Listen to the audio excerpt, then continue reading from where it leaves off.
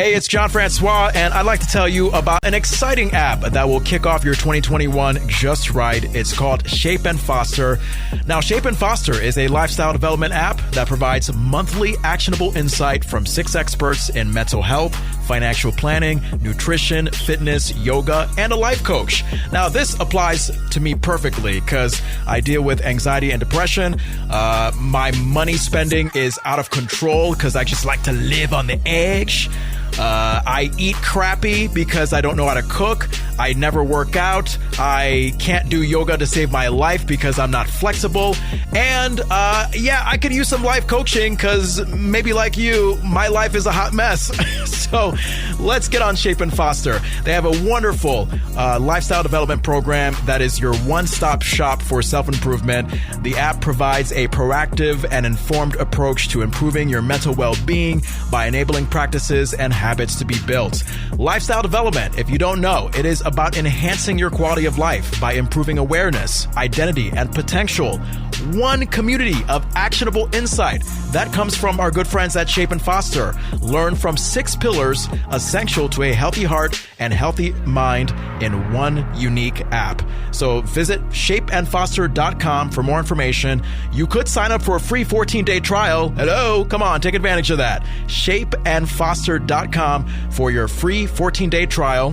What do you got to lose? Try it out.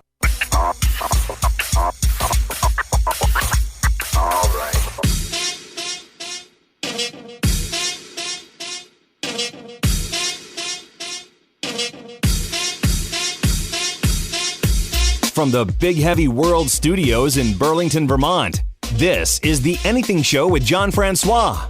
I hope you know what you're in for. Oh, it's good to be back in the Big Heavy World Studios. John Francois here. Oh, my God. Main Squeeze Mary joining me from her apartment in Newport, Vermont. Hello, Mary. Hello, hello. Oh, we got a show for you Saturday, January 9th as we record this. Burger King Brazil coming out with its dumpster fire of a 2020 burger.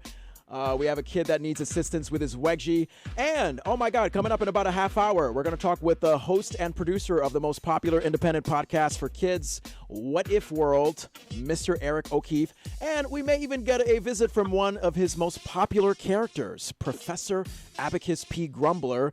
Of course, as always, you can listen to The Anything Show on Apple, Spotify, iHeartRadio, Google, Stitcher, TuneIn, wherever you get podcasts. You can follow us on Facebook at The Anything Show and on Instagram at Anything Show Francois.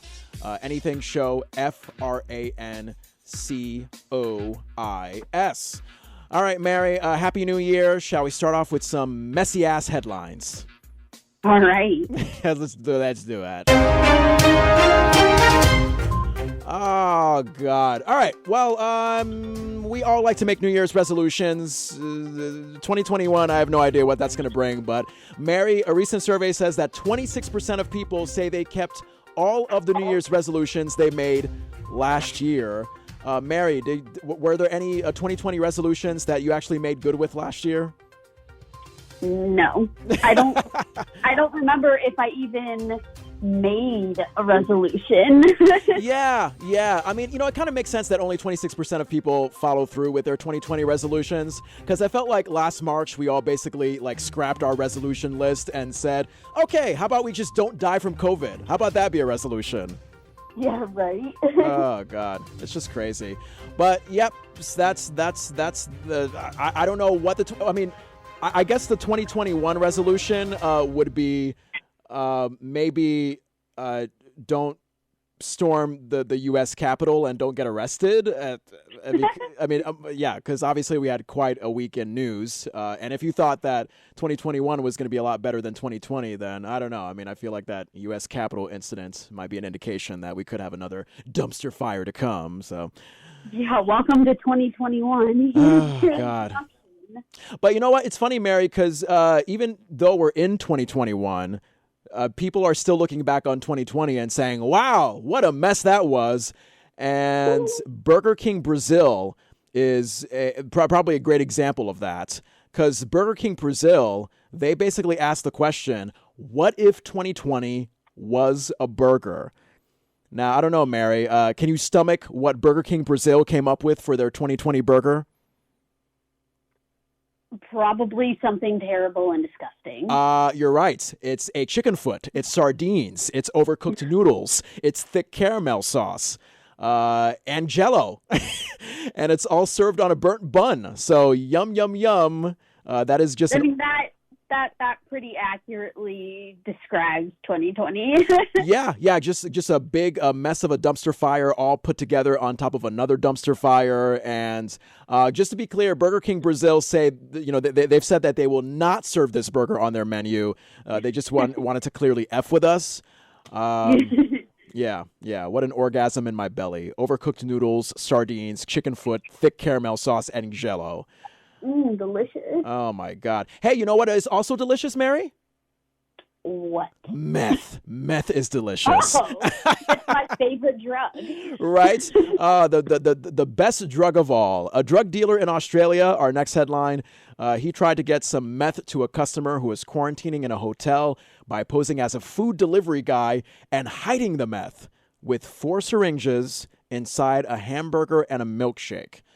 He was caught and arrested, thankfully. Now, Mary, imagine if that burger and shake went to the wrong customer, like someone who just like literally wants a hamburger and a milkshake. Like, can you imagine? All of a sudden, they're just like super high. Yeah. Like, bro, what was in that burger? Wow. So that was the best Big Mac and vanilla shake I've tasted in my life. What's your secret? I feel fantastic. That special sauce is feeling a little extra special. Yes. Woo. Oh, goodness gracious. He gives it to the kids. Hey, kids, try this out. Oh, God. Now we're getting into kids trying meth, Mary? Oh, Lord. We're trying to get off the air before the year has even started. Oh, my God. Kids don't actually do meth. And adults don't do it either. Kids, adults, old people, don't do it. Just don't do it. Just don't do it. Last I checked, it's not good for you. It doesn't lead to good life decisions. So, yeah, don't do meth. Don't do meth. But you can do dating apps. I was looking at a recent survey, Mary. Dating apps apparently have led to an increase in the number of couples that are, quote, high-educated women and lower-educated men, end quote. Why? Because dating apps focus so much on pictures, and because of that, women can overlook a guy's intelligence. So I feel like But men can overlook a woman's intelligence, too. Not all women are smart. This is true. So, shame on these dating apps for basically saying that it's just for smart women and stupid guys. I know a lot of dumb women. Oh, well, I mean, I cannot comment on that as a man, Mary. I mean, you can say that because you're a woman, but me in the Me Too PC age, I mean, how's it going to look if I say on the air, oh my God, there's so many stupid women out there. Women are just stupid. I mean, there's a lot of stupid women and a lot of stupid men. Yeah, well, according to this survey, smart women and stupid men, they're more compatible than stupid women and stupid men. So, now, I wonder what this survey looks more bad for, like the stupid guys who think they have a shot at the smart women, or the smart women thinking that the stupid guys are worth pursuing. Like, what do you think? I don't know. Yeah. I mean, on one hand, it's like the guy's getting his hopes up, like, oh, she can handle me, I'm so smart, but actually he's really stupid. But then, on the other hand, the girl's like, oh, he looks so smart, and then they go on a date, and she's like, he is an idiot. Yeah, God darn. Mary, there are some hoodlums out there, and by hoodlums, I mean kids trying to get alcohol when they're not legal enough to do so. There's actually a warning going out there, next headline, going out to stores, a warning that kids are wearing a mask and dressing up to look older so they can buy alcohol. Now, I didn't think about this. Yeah, when you wear a mask, like nobody can see that you have no facial hair and that you're like just coming into puberty. So I guess if you wear right. So I guess if you wear the right oversized clothes and maybe deepen your voice like 15 below notches, then yeah, you could be a 15-year-old trying to disguise yourself as a 45-year-old. So yeah. Yeah, so call it the 2021 version of creating a fake ID. So there you go. Mary, do you still have your Christmas tree up? Yes. That's fine. Now, what is the cutoff point? I mean, some people say like, oh, right after the new year starts, like that's when I'm cutting down my Christmas tree. Others may wait until like, say, March to put down their Christmas tree. Like, I think that's when I waited. Last year was March. Wow. And is it because you just love the joy of Christmas, or is it just because you're lazy as F? Both. Oh, man. Well, you know what, Mary? If you don't like the physical effort of putting down your Christmas tree, there's actually a new cookbook out that's promoting you eating your Christmas tree. Yes. Not sure how that would work, but please enlighten me. Well, there's a new cookbook. It's from this artisan baker and cook in the UK named Julia Georgalis. It's called How to Eat Your Christmas Tree. And literally, you have dozens of recipes you can make using your tree, including everything from fish to ice cream. So how can you make fish and ice cream with a Christmas tree? I don't know. This is why you need to get the cookbook, Mary. So spend $60 of your hard-earned money, and yeah, because you know what? I mean, it takes some work to take down a Christmas tree. So why not just put your mouth on it and go to town? And That's what she said. oh yeah, I forgot. I did say that's what she said joke. Why don't you put your mouth on it and go to town? Oh, Yeah. God. Yeah. Come on, John. You know what? I wish I could do that, but my girlfriend has preferences. So there you go. Wait, what? I will not diverge because you know what? Privacy, Mary. There's a privacy law. I don't even know what you meant by that sentence. Mary. That sentence didn't make any sense. It doesn't make any sense because I had 3 shots of tequila before the show. Thank you, DJ Craig Mitchell, once again.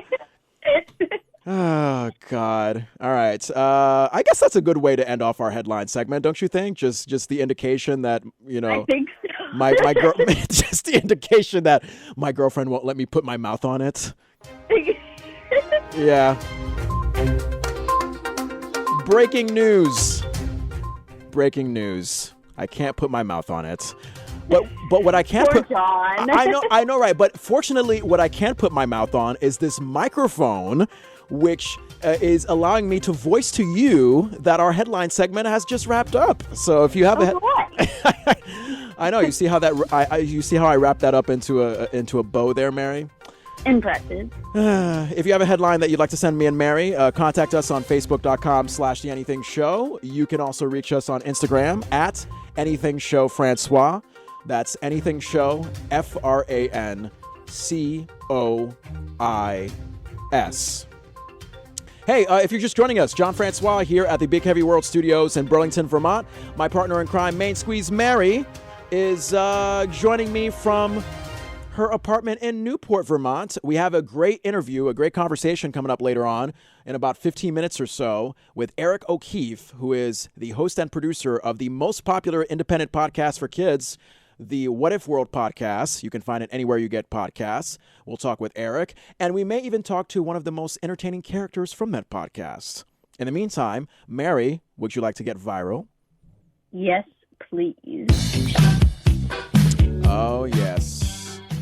Let's get viral. Our viral videos of the week right here on The Anything Show. I love the British people, Mary, because they are sarcastic when they need to be. This newscaster from the BBC introduced a special program he put together showing the video highlights of 2020. You got to listen very carefully because basically what he's saying is there are no highlights. Just going to show you a very special program. We've put up the highlights of 2020. Let's just have a look. Exactly. It's farewell 2020. Let's join our colleagues. Yeah, like literally, he was on looking at the TV camera, about to he was leading us into thinking that he was going to go to like this pre-recorded package of 2020 highlights, but no. Like a millisecond later, he's just like, "Yeah, no, there's no highlights." And now let's move on. Okay, picture a little boy, Mary, a little boy in the snow who's so bundled up he can barely move. And when his dad asks what he needs, he says this. What do you need help with? I need you to get my underwear out of my butt. Yeah. Yeah. Because, look, Mary, I mean, you've probably had a wedgie like once or twice in your life, right? I mean, yeah. Isn't it the worst? Who hasn't had a wedgie? Yeah, it's the worst feeling in the world. Like, you just have that underwear just so tightly squeezed up into the nether regions of your butthole. And you just want to get it out just caressingly, slowly but surely, like I so. love it. I need you to get my underwear out of my butt. Not I want to. I need you to, Daddy. I need you to. Because if not, then I will tell Mom that you've been messing around with the secretary from, I don't know, your workplace. Because that's exactly what a little boy should know, is that his dad is messing around with secretaries. Yes. Yeah. Hey, speaking of mommies, someone posted a video of their mommy on TikTok explaining her kitchen rules. Mary, maybe you have a mom that has very strict kitchen rules like this. You guys, this towel is not for hands. That towel is for hands. Got it? These are the glasses you use to drink out of and mugs. You don't use those. Those are just for pretty. We can't drink out of those glasses? No, they're for pretty. Yeah, I wonder, because I've been to your mom's house a lot of the time, Mary. Does she have, like, very specific, like, okay, like, these are for eating, and this is just for display, this is just for pretty, this is for guests? Not like that, but, like, if it's for, say, Thanksgiving or Christmas or whatever, and I'm, like, trying to help out in the kitchen, and I'm like, oh, this would make a nice platter plate or whatever, she'd be like, no, I don't like that one. Get this one instead. Like, that's happened a time or two, but... Oh, God. Yeah. My mom is, she's very... I think my mom and your mom are pretty much the same person, which is why they ended up being BFFs anyway. Yeah.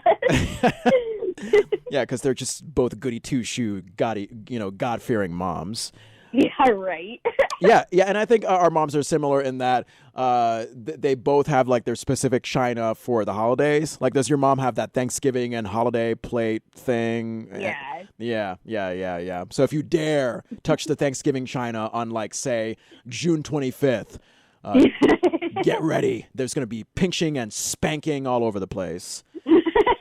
That's what she said, Mary. That's what she said. Good job, John. Good job. Oh, man. Yeah.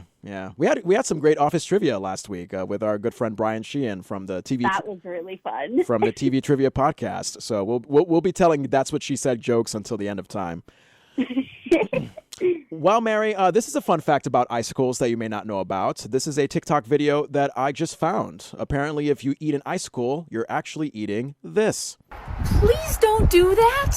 I'm a meteorologist. I should know. When icicles form, it's from water that melts off of your roof and runs down the side of a building. Well, here's the thing. You know what else is on your roof? Bird poop. A lot of it. And that water picks it up and freezes it in the ice. You're eating poop. Yeah, I mean, apparently you're not just eating clean, pure, sort of snow dirty-ish water. You're actually putting bird poop in your mouth, Mary. I don't like that. Now, have you ever eaten icicles? I have, and now I'm very sad. Wait, do you think that's why you have some health issues here and there? Is that because you have a history of eating icicles as a kid, and the bird poop has just developed in your system and clogged your arteries? It is entirely possible. Oh, my God. Yeah, the doctor's going to take an x-ray and just be like, wow. So, a lot of bird poop in there. Yeah, so I figured out what you need to do to live longer. Yeah, stop eating so much bird poop. Yeah. Oh, man. Hey, this comedian Caitlin Riley, our next viral video right here on The Anything Show, she posted a video of herself doing a very funny impression of the whisper pop singing voice. Now, if you don't know, Mary, the whisper pop singing voice, it's basically how Britney Spears sings.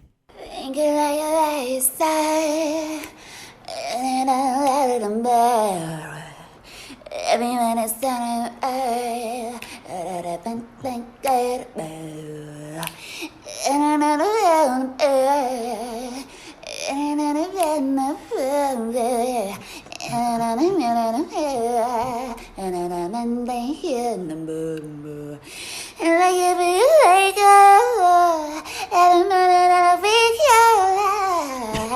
probably heard many women sing like that and just make a career out of it. Too many.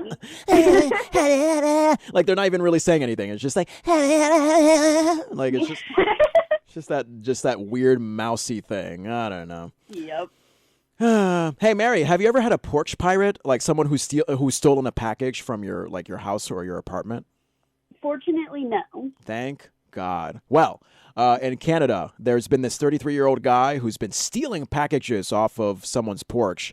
Luckily, this person caught the porch pirate in the act, so he tried to speed off in his Toyota Yaris. Nice car.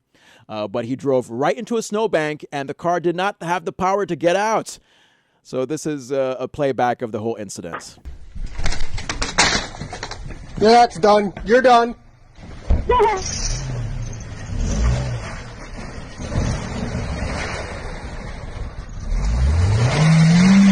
You're done. Cops is coming. Cops is coming. Please, call the police now.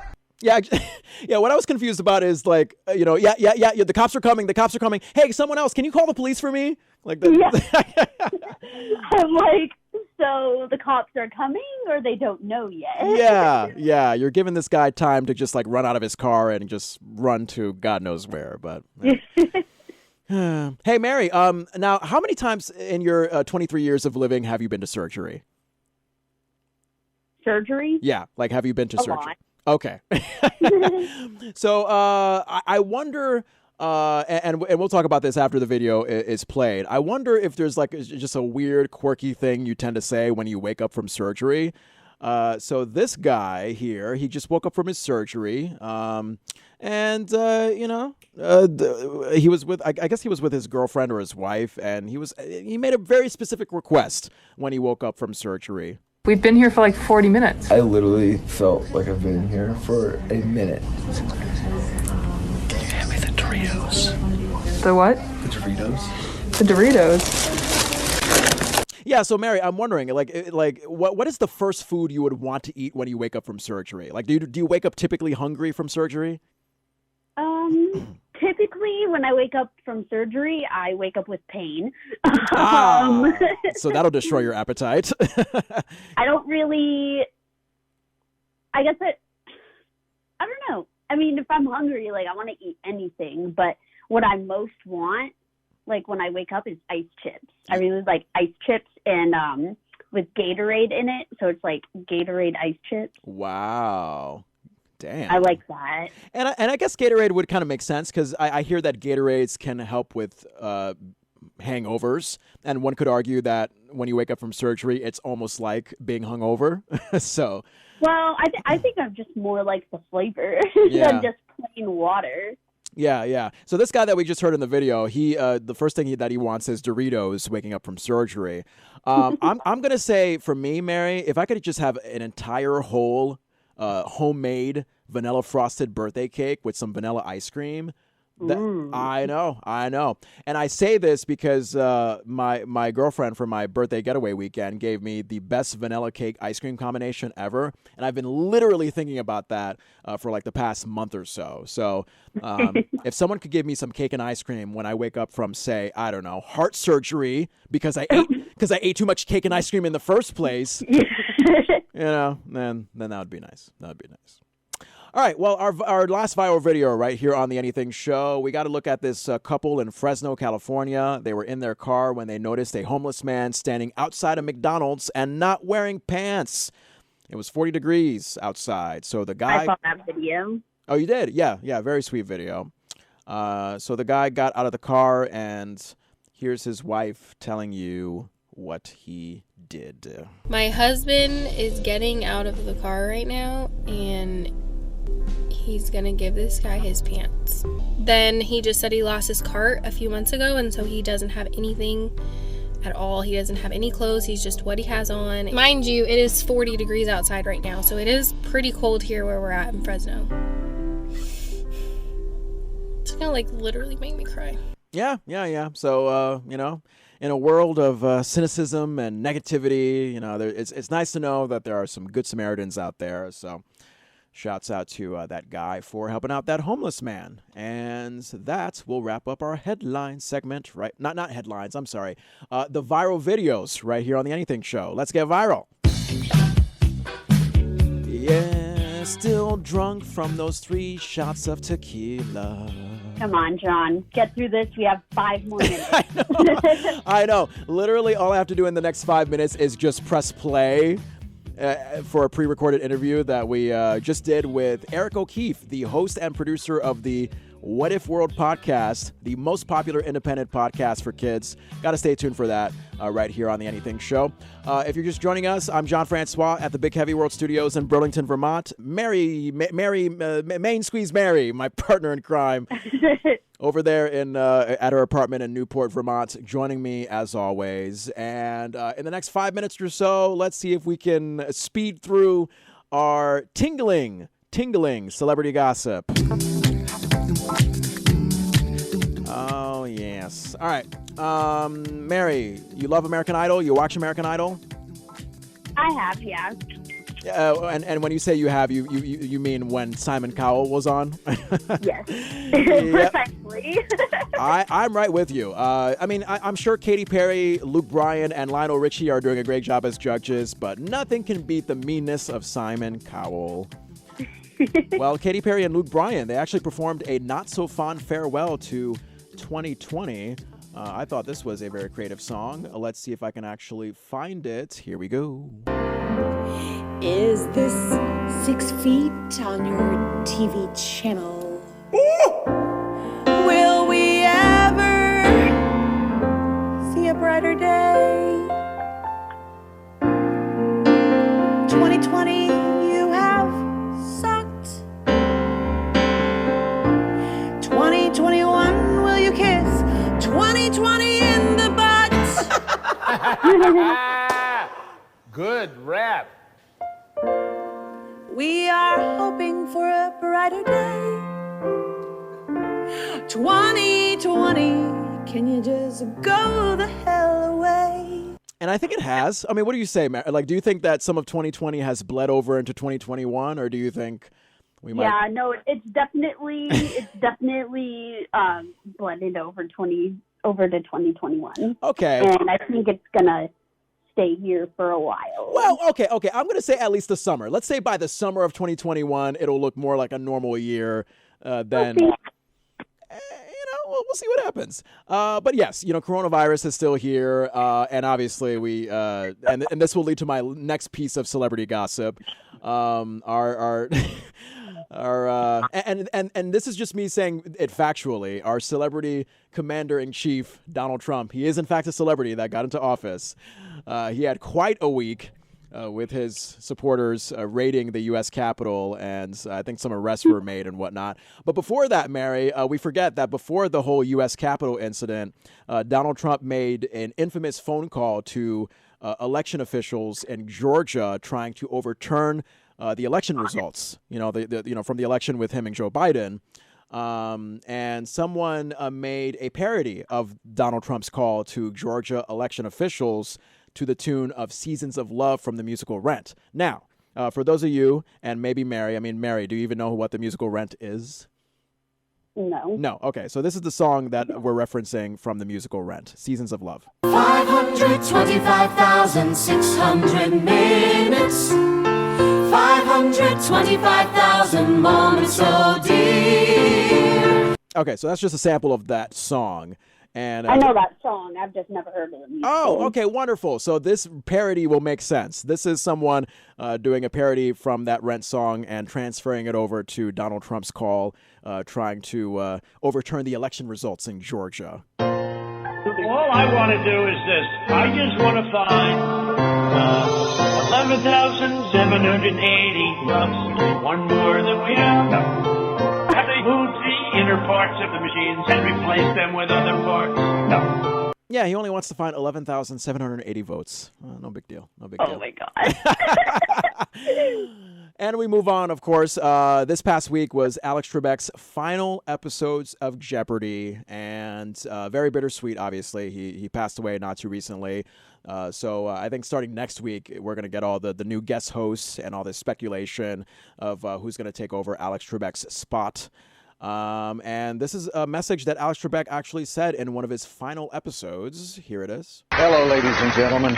You'll recall that about a month ago, I asked all of you to take a moment to give thanks for all of the blessings that you enjoy in your lives. Now, today, a different kind of message. This is the season of giving. I know you want to be generous with your family, your friends, your loved ones.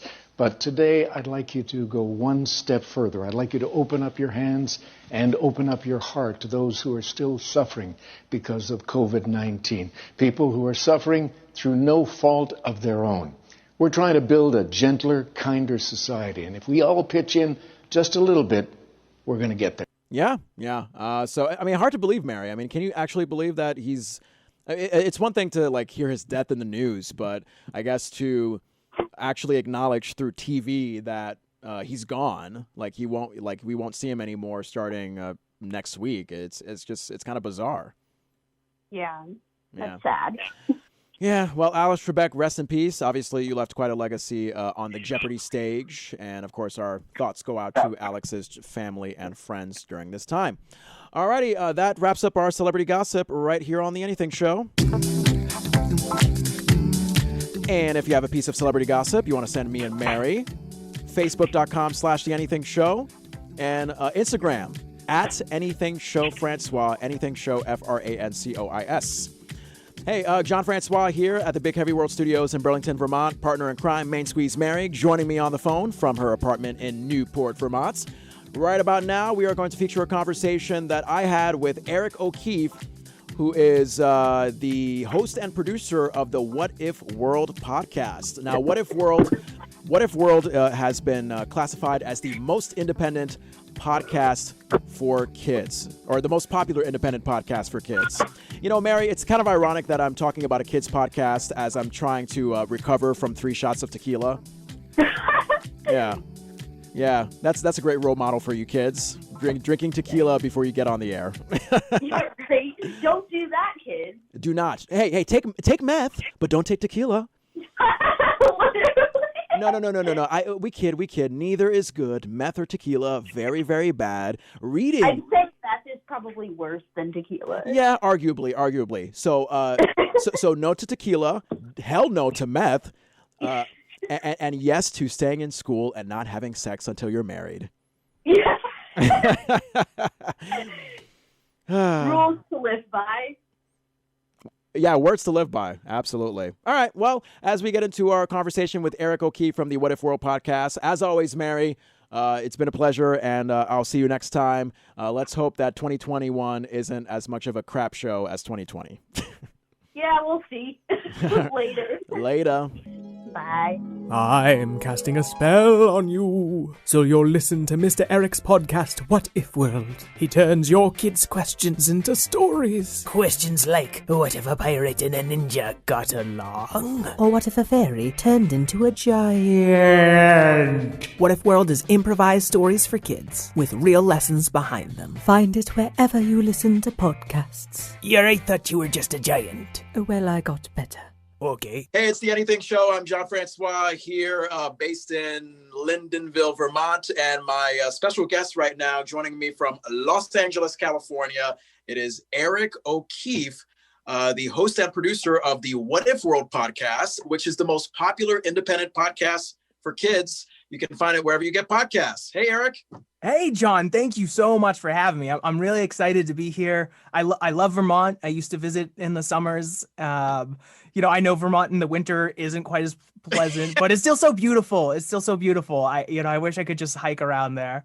Yeah. Vermont in the winter is very tolerable if you ski or snowboard. Other than that, you might as well just be here during the summer.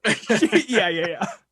Yeah, as opposed to you. I mean, I want to be in Los Angeles all year round. I'm jealous. It's like 70 where you are, right? Yeah, but it's the exact opposite. I call our summers, I call them LA winters because we were at like 110 degrees a lot of days over the summer. Yeah, I live in the valley, so it's the hot test. Ideally I'd be in Vermont, half the year, but who can afford to do things like that these days? I know with COVID goes any concept of making a living or having money. Yes. We're just lucky that like radio, you don't have to necessarily like travel that much for. Yeah. I mean, as long as you have a station that's willing to give you a stable paycheck, you can just stay in one place. So yes. All right. Well, hey, here's a wellness check for you, Erica. How have you been doing? Because I don't know if you know, but we've been going through a pandemic for like the last practically year.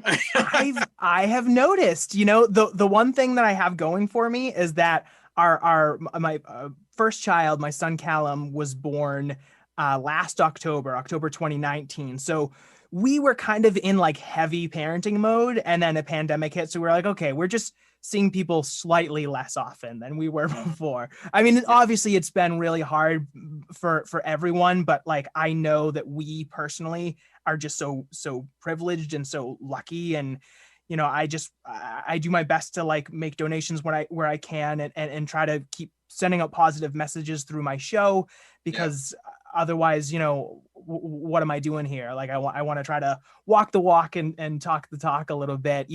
And even though it's, like some days it is hard for us too. Yeah. How about you? How are you holding up?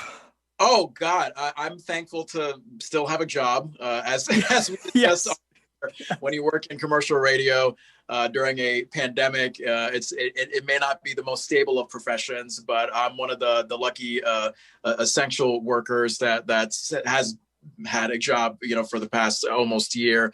I'm very much an extrovert, so I do definitely miss, going out to the bar with friends and going out to like theater productions and such. Because, I think you and I share that connection of we love the performing arts. I got that vibe from you. Yeah, totally. Yeah. I used to do a lot of acting in high school and college and beyond. And what I'm really drawn with your podcast, the What If World podcast, is that you take on all these just interesting, imaginative, animated characters that kids, and I think adults like myself who are still a kid at heart, can enjoy. So I really, really appreciated that. And I hear that your 14-month-old son Callum, maybe you heard in the background here and there.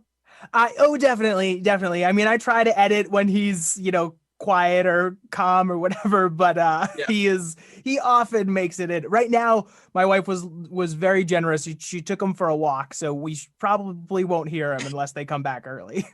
Take me to your background, Eric, because obviously you have this wonderful background with with working with kids. I think it started when you were what age? I think like age 14 you started teaching kids karate. Yeah. I started taking karate, and then a couple years after that, they were looking for like an assistant teacher, and I jumped at the opportunity. I was very, very lucky that my mom didn't mind driving me and then hanging out with my grandma all day, so I could just teach class. I was teaching when I was 14 all the way through college. I took a brief break during college from teaching karate, and then after that, it was gymnastics and developmental motor schools in New York for 5 years. I ran this place called the Little Gym of Brooklyn Heights. I was one of the people that helped run it for a time. And then I ran a small theater there called the Gali Theater in New York for a year. And then I moved out here, helped with some after school programs and helped run a county-wide after school theater program through Star Education.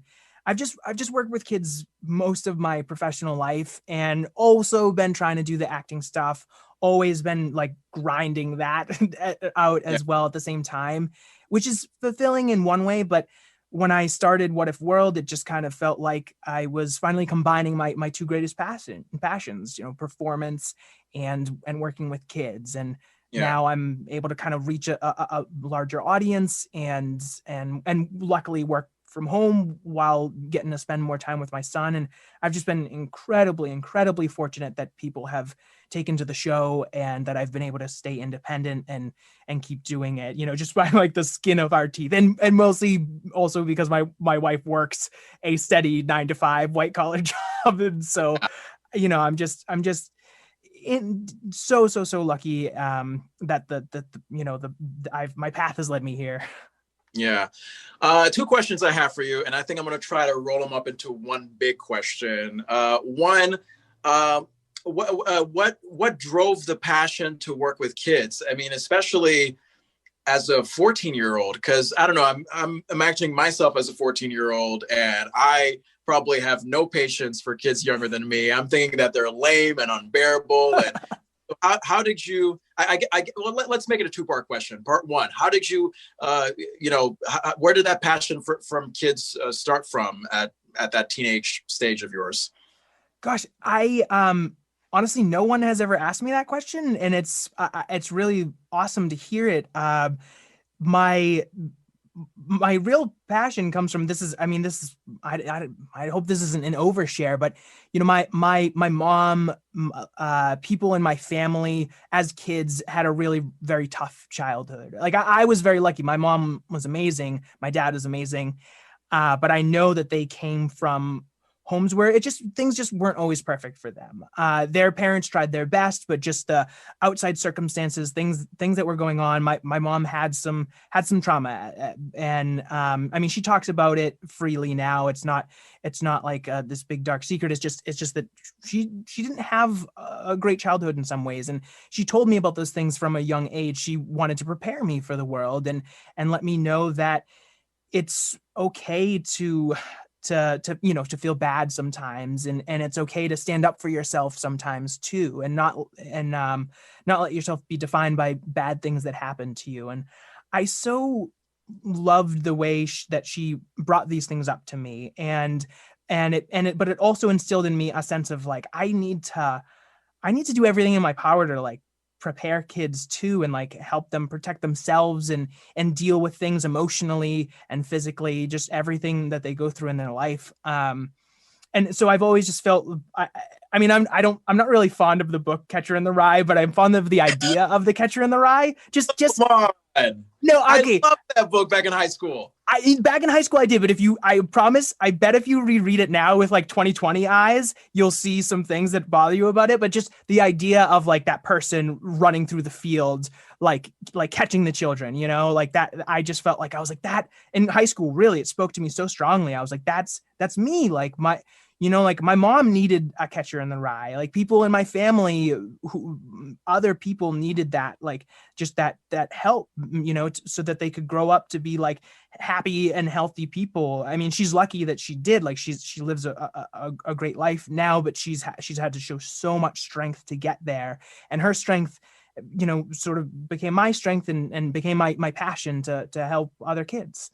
Mm-hmm. And so let's connect that passion with you working with kids with your passion for the performing arts. How does the passion for the performing arts tie into all of this? Oh yeah, well, in college, my buddies and I, who I actually still hang out with weekly since the pandemic started. We started a weekly hangout with my college buddies, and we used to had a sketch comedy group called the Outtakes, which was a terrible name because like you can't look up outtakes online and find anything. It was we were just such kids, but. We wrote new sketches every week. We had a residency at a little like comedy place called Remington's Restaurant, the Comedy Cellar in Boston. And every single week we had to do a new show. So we were just pumping out sketch after sketch and improvising stuff half the time, and then just kind of writing it down and making it work on the stage at the last minute. And it was just like some of the best years of my life, just doing that show. And it really sort of made me want to be an actor too. It drove that passion. And then, I moved to New York, tried it out. I kind of kept moving around, kept trying to do it in one way or another. Got some small indie stuff, nothing really to speak of. Like there's a bad movie that'll never see the light of day. It was a fun experience, but like the one indie film I was in, and and I shouldn't say it was bad. I love the people that I did with it, but anyway, I just needed to express myself. I needed to kind of like find a way to combine these two things. And my wife heard me telling a story to my nephew one day over Skype, long before this pandemic and everything. I was just something I did to stay connected to him because he was in Boston and I was in LA. And she was like, you should do this. You should tell stories to kids, like do a podcast, do a YouTube thing. And I was like, I can't do YouTube. I hate video editing. I can't even. So, a podcast it was, and she helped me set it up. I would have never started without her. And, I've just been very, very fortunate ever since then. Yeah. And that's the What If World podcast, correct? That's right. What If World. Yeah. Oh, there you go. A very imaginative storytelling podcast that you produce for kids. It's been getting a wonderful response. Can you give us the basic summary of this podcast and pretty much make it an elevator pitch for anybody who's getting to know you for the first time via this interview and may be looking for something to expose their kids to? You took the words out of my mouth. Elevator pitch is it's improvised stories for kids. So I get their questions, their what if questions, and I just spin a tale out of it. I will sometimes have on special guests, and with them, depending on their level of experience, it might be like outlined rather, but it's always unscripted, and we just go off the cuff. I try to make sure that every story has a lesson beyond just being silly, that there's just some little nuggets of truth there to give them some guidance as well, because like I said, like that's such a big part of my passion. But mostly I don't want to torture parents or kids. I want to just have it be fun and light, and they can enjoy themselves. And maybe if they listen a couple of times, they'll start to learn some lessons. They'll start to pick up on that stuff too. Awesome. And isn't there an opportunity for kids to ask questions to you? And then I think those questions, don't they get the potential to turn into stories? Is that? Yeah. So with What If World, you can call 205-605-WHAT and leave a voicemail, and that way I can hear your questions. And a lot of those questions have made it online. I mean, we get so many questions now too. You can also email whatifworldpodcast@gmail.com. And those are the questions I use for the core of every story. I use one from our general listenership, and then I use one from our patrons, who are honestly the reason I've been able to do this as an actual job, a sort of a part-time turning into full-time. Part-time job, parenting is the other part-time job. Yeah. And I'm super lucky for that. And I just take one question from each for most stories, and I kind of like see if there's any way I can mash them up together or make something weird and new out of these kids' ideas. And we just go from there. And I wonder, what are you getting from the kids based on the questions that they ask? Like what's the consensus that you can draw from? Because I would imagine that kids, they, maybe to take from like a name of a TV show, they ask the darndest questions. You know what I mean? Like, so what are you getting from the kinds of questions that you're getting from kids? Yeah, they are the reason that the show has the energy that it does, even after almost 200 episodes, because their questions are, like you said, they're just so strange sometimes in such a wonderful way that it injects new life into the show when I'm like struggling for ideas. Because I try to put out an episode, at least 3 new episodes a month, and that means that I'm hitting walls because I do all the editing myself, all the post-production myself, all the characters, and so I'm feeling run out. I just kind of like look at these kids' questions and I get inspiration. I'm trying to think an example. I mean, very, very early on, there was a question, what if a rabbit lived in a cloud that fell down? Wow. And it's just such a strange, I loved it. And it came around the 2016 election, which was like kind of heartbreaking for me personally. And I know people may have different opinions about that, but I was trying to grapple with that, and it just made for the story about this, this rabbit that sort of fell down a mountain and was just trying to fight its way back up through all of these impossible forces. And I don't know, like I felt so wrung out until I heard that question, and it just led into that story, and which has still been one of our most popular episodes to date. Yeah. If you're just joining us, I'm speaking with Eric O'Keefe, who is the host and producer of the What If World podcast, a wonderful storytelling podcast, the most popular independent podcast for kids. How about that for a title, Eric? I like that. I like that tagline. Oh, thank you. We're lucky. It's. I mean, right now I can only say that because most of the really, really successful podcasts for kids are owned. They keep getting snatched up, or they're made by companies who have a lot of money to advertise them across their entire platform. So we grew from nothing. We've briefly tried partnering with other people, but the majority of the time we've just been independent and just trying to put it out there and talk to people like you and tell parents, hey, there are podcasts for children. They're free and you can listen to them. And What If World is one of them. Yeah. And one of the many lively characters that we can experience in the What If World podcast, I believe, and he might just make a visit in this Zoom room right now. Yeah, I think I actually have to go check on. I think there is someone. Okay. I think we might be getting a visit from Professor Abacus P. Grumbler. Professor Abacus P. Grumbler from the What If. Wow! Oh my God! John, hello, John. Good, my dear boy. How are you doing? I'm doing good, Professor Abacus P. Grumbler. I'm not sure if you know Harry Potter, but you kind of have like a Harry Potter style hat right now. Oh my goodness. Any resemblance of my hat to a popular fantasy series is strictly coincidental. John, now you pronounced my name perfectly. Is John short for something like Jonathanimus or something? I want to make sure that I'm saying your name correctly as well. God, I wish. Jonathanimus sounds like a delicious snack that I should eat right now, but no, it's actually just short for Jonathan. It's boring, Professor. It's just boring.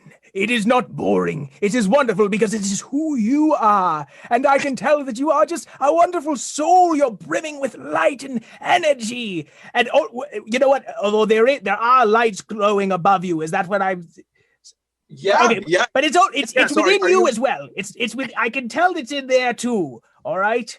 Are you implying that I'm an angel right now? That I have maybe like a halo over my head, Professor? Perhaps, I don't know. I mean, this is the anything show, so I presume that anything is possible. Maybe there will be creatures that we must watch out for. I will keep myself on guard. I don't have my wand at the ready, but I do have this fanciful uniball pen. Wow. Yes. So I have to ask, Professor Abacus P. Grumbler, what are you a professor in? What's your expertise? Why, magic, of course.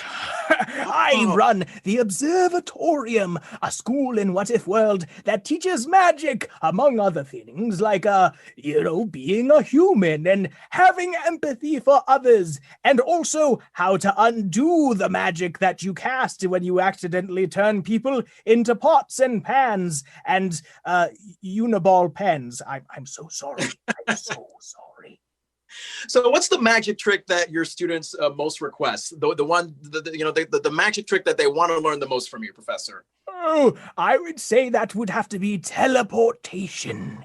Everyone just wants to be able to zip here, zip there. This world is so fast and loose and everyone boom, boom, boom, boom. And especially these days, people want to be able to travel safely, So, I just tell them I can teach you, but make sure there's not like a fly on your shoulder or a mouse at your feet because the results could be disastrous, as you can imagine. I bet. Oh, boy. I mean, is there like a particular place that your kids want to teleport to the most? Do they have like a favorite destination in mind? Well, there is this private Caribbean island where you could just get a pineapple a smoothie. That's quite delicious. Oh God. Yes, and it's made by bears. I don't know how they got on the island, but they got on there and they take the coconuts and then the pineapples. And then they make you the smoothie. It's really lovely. I suggest you go there if you could ever find it. It is imaginary, but if you can get there, then you'll know that you are there. Oh my goodness gracious. Yeah, I mean, I'm stunned. The fact that bears with their paws can just magically make a coconut pineapple smoothie. It's really true what they say. Anything is possible. The sky's the limit, really. You're the Anything Show. You would know better than I. I guess so. Professor, I mean, if I wanted to sign up for your classes, how do I do that? Because now I mean, you're telling me that you can teach empathy, which is a great trait to have as a human, and you're telling me that I can make coconut pineapple smoothies with bears on a Caribbean island. So yes. Where can I sign up for this awesomeness? Well, it's all you have to do is you have to listen to the What If World podcast. And then use your imagination. And that's where kids are always like, oh, now I get it. He's just trying to say that it was inside of me all along, the magic. And they're like, that's a cop-out. No, it's not. You know, imagination is wonderful, children. Imagination is something we need even more these days than ever. To just find the light in the little small moments of our life and really give a chance to breathe and feel happy. Sometimes it just takes a little bit of space and a little moment with your friends and a little bit of imagining together. And by golly, if you are doing that, then I swear you are in the observatorium and you are practicing magic at that very moment.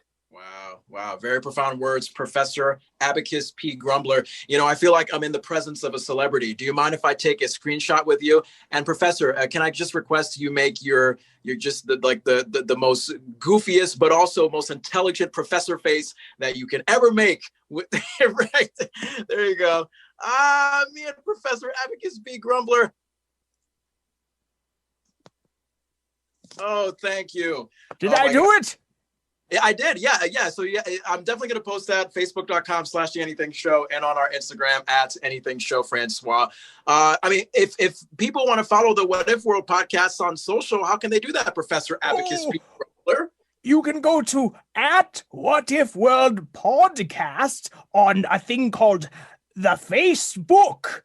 It's some sort of giant book, I imagine. And then there's also this glass I've heard called a tumbler.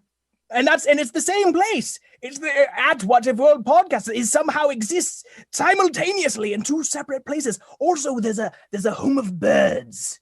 All right, you may have heard of it. It's called Tweetland, I believe, and that's What If World Pod. There's not the whole cast. I don't know why we couldn't get it, or we didn't need it. But anyway, that's as it may be.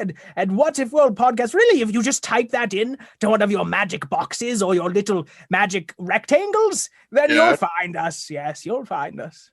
Oh boy. Well, Professor Abacus P. Grumbler, I'm so honored that you could share your wisdom, your coconut pineapple smoothie, bear Caribbean island talents as well.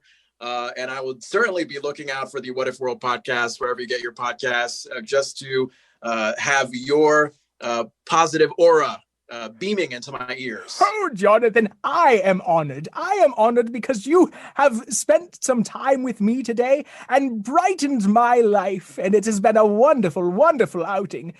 Shall I retrieve that Mr. Eric, that swirly character? Or... Yes. Because I feel like he's been left out of the party right now. All right, I'll go. Mr. Eric! Mr. Eric! Yeah, Abacus, what's the big idea? Sorry, that guy, he just disappeared all of a sudden like this. He gave me his shirt, made me put it on, and here I am. Oh my God. Well, Eric, you missed quite a show, and that's all I gotta say. Sorry about that. That's okay. He puts on a good performance every now and then, but I have some value. I know. I think you do. Yeah, it's hair. Yeah. What's left of it? Yes. Thank you. A nice beard. From one bearded guy to another, you have a nice beard. Mm-hmm. There's the winter beard coming in. Yep. Thank you. Yeah. Well done. You produce a stunning podcast for kids, the What If World podcast. Thank you. And I've honestly really, when you reached out and I listened to your show and I felt like you were really just a person who was, on a show and also just willing to express his honest self. And it was just, I was like, oh gosh, I cannot wait to meet this guy. I cannot wait to be on this show. And it's really been a true pleasure. So thank you for having me. Thank you. Well, listen to the other episodes. You'll find other parts of myself that are quite honest and maybe not suitable for the kid audience, but I do appreciate you coming on the show. It's Eric O'Keefe from the What If World podcast. Find it wherever you get podcasts. Eric, thank you so much, and Happy New Year, and please stay safe and healthy during the COVID-19 madness that we find ourselves in. Thank you, and same to you, John. Thanks for having me. Parents, did you know there are podcasts for kids? I'm here to tell you about mine, What If World. I answer what if questions with wild and funny stories. Tell them how What If World has a huge cast of magical characters. Okay, and how each story has a positive message. Yeah, What If World is great for bedtime, car rides, or whenever kids just need to unplug. You can find What If World on Apple Podcasts. Listen to The Anything Show with John Francois on the iHeartRadio app, Apple Podcasts, Spotify, or wherever you get podcasts. How does John know how to set up podcasts? Is he that? No, he can't be that smart. Follow on Facebook at The Anything Show and on Instagram at Anything Show Francois. Did you get all that?